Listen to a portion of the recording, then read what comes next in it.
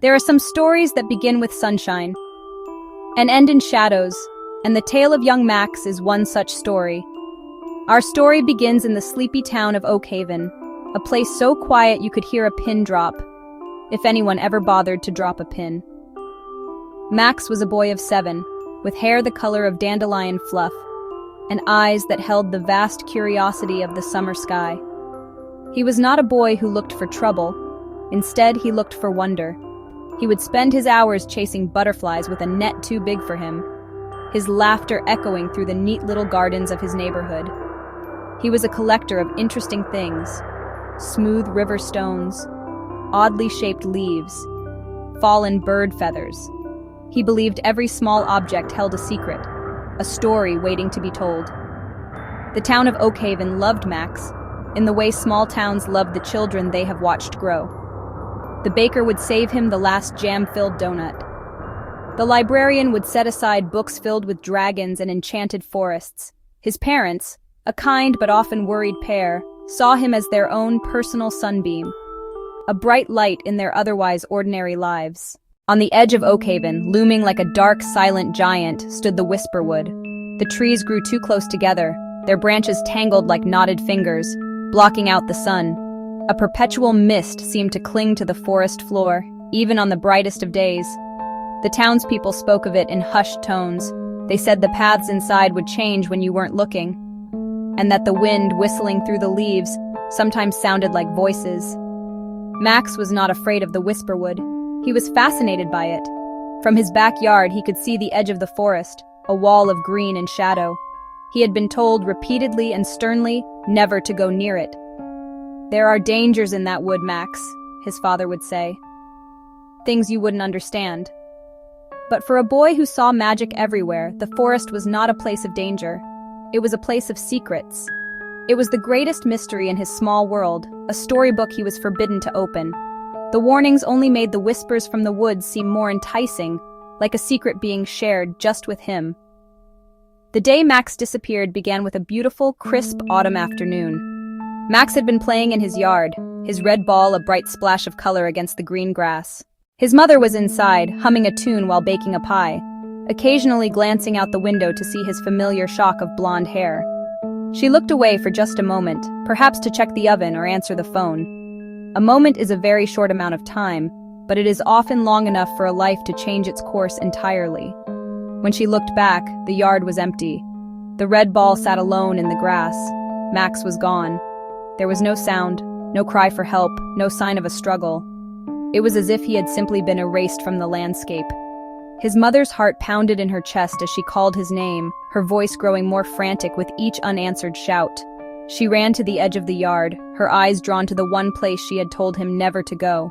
There, at the border between the manicured lawn and the wild woods, a single small footprint was pressed into the soft earth. It pointed directly toward the Whisperwood, where the mist seemed to have grown thicker, swirling like a silent invitation, or a final veiled farewell. Panic, a particularly unpleasant emotion that feels like 1,000 frantic birds beating their wings inside your chest, quickly spread through Oakhaven. The townspeople, armed with flashlights and lanterns, gathered at the edge of the Whisperwood. Their lights cut feeble beams into the oppressive darkness of the forest, which seemed to swallow the light just a few feet in. Their faces, usually so familiar and friendly, were now masks of grim determination. As they pushed deeper into the woods, strange things began to happen. Compasses spun wildly, their needles refusing to point north, instead quivering as if in fear. The search parties, who knew these woods from their own childhoods, found themselves utterly lost on paths they thought they knew. A group would walk in what they believed was a straight line, only to find themselves back where they started, facing their own footprints. The forest felt alive, and it felt like it was playing a cruel game with them, shifting its layout, confusing their senses, and protecting a secret it did not want to share. Searchers began reporting sightings of faint, dancing lights deep within the trees. The lights bobbed and weaved through the mist like fireflies in a dream. Whenever anyone tried to approach them, the lights would dart away, before vanishing completely. Some superstitious townspeople called them will-o'-the-wisps, mischievous spirits said to lead travelers astray. The town's oldest residents began to unearth forgotten legends of the Whisperwood. Old Man Hemlock, a face mapped with wrinkles, in his dusty antique shop recounted ancient tales passed down through generations. He spoke of the hidden folk, mystical beings who lived in the forest, unseen by human eyes. These beings, he said, were neither good nor evil, but fiercely protective of their realm. The legends claimed they were drawn to the innocence of children, and would sometimes, very rarely, invite a child into their world. That other world was one where time moved differently, where the usual rules of nature did not apply. The stories describe the forest as a gateway, a thin place between our world and another. The Whisperwood didn't just have whispering winds, it had a voice. The rustling leaves were its words, the creaking branches its sighs. The tales warned the forest would test those who entered, rearranging paths and confusing the senses. For someone with a pure heart, like a child, the forest might not be a threat. Instead, it might reveal its secrets. The search parties began to hear things. Faint, melodic sounds. The organized search for Max eventually ended. Weeks turned into months, years. The town of Oakhaven slowly, painfully returned to its quiet rhythm. But it was forever changed.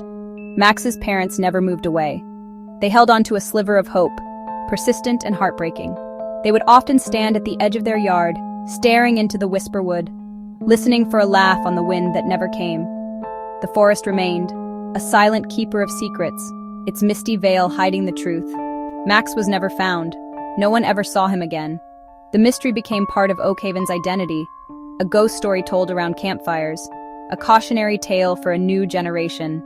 Sometimes, on a quiet evening when the mist rolls in, people say the mystery hangs in the air. Hikers report strange, colorful lights just beyond reach. Some claim to find rocks balanced in impossible ways. Others hear the faint sound of a child's humming on the breeze, then find nothing. These might be tricks of the mind, the power of a story, or gentle echoes from a world beside ours, reminders of the boy who stepped into the mist and became a true and enduring mystery.